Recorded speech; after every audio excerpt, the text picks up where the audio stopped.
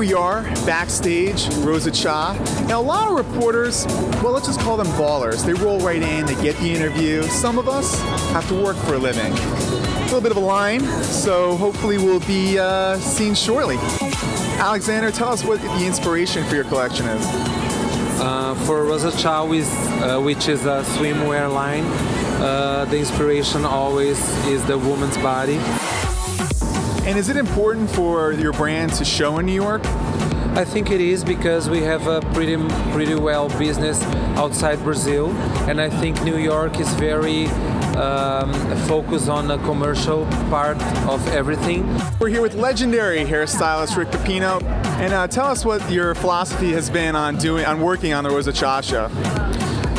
It's making the girls look sexy. I mean, it's a sexy brand, sexy country. Are you nervous? The show make you feel nervous because you don't have many clothes.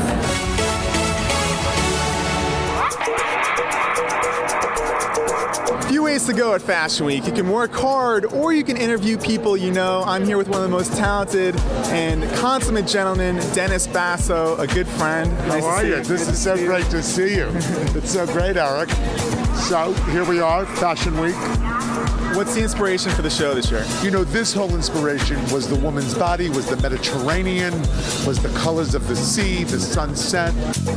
And you're one of the few people who have a global perspective on fashion, on retail. You do both the most exquisite gowns, but you also do accessible pieces. How do you feel fashion has changed over the last few years? So it's all about mixing and matching. So she could be wearing Yves Saint Laurent or Balmain, and then be wearing a t-shirt from H&M.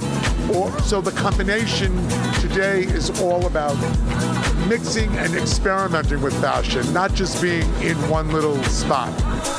No one says you have to be uncomfortable during Fashion Week, and we're here in this beautiful outdoor lounge between shows. You know, we started off the day with Rosa Cha, one of the most provocative Brazilian designers out there. A lot of swimwear. We bit the stick and we were willing to take in all that they had to offer.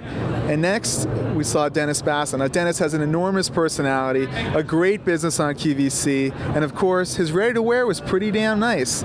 Finally, we're going to wrap up the day with Luca and end the night seeing a brand new lounge opening in New York. Stay tuned.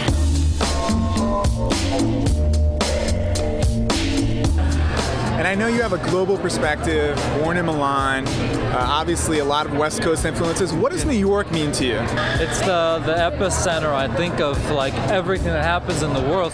Obviously, you are the consummate fashion insider. You have endless invites. What made you pick Luca? You know what, I gotta tell you, this is too much pressure. This is the Huffington Post and you need to be really cheeky.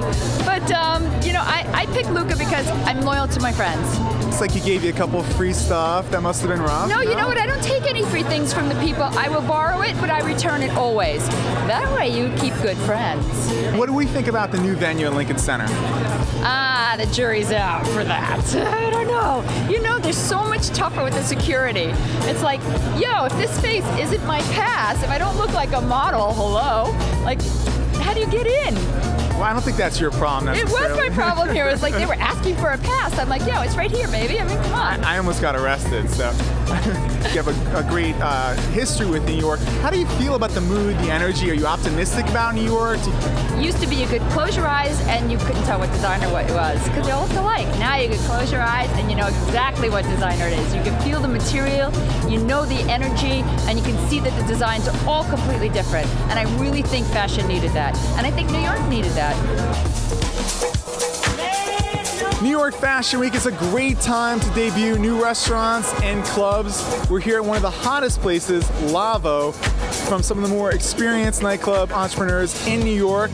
We're gonna go inside and take a look. The energy of New York constantly moves forward. This is a place with a lot of history. It used to be O-Bar, used to be Paper Moon, and guess what?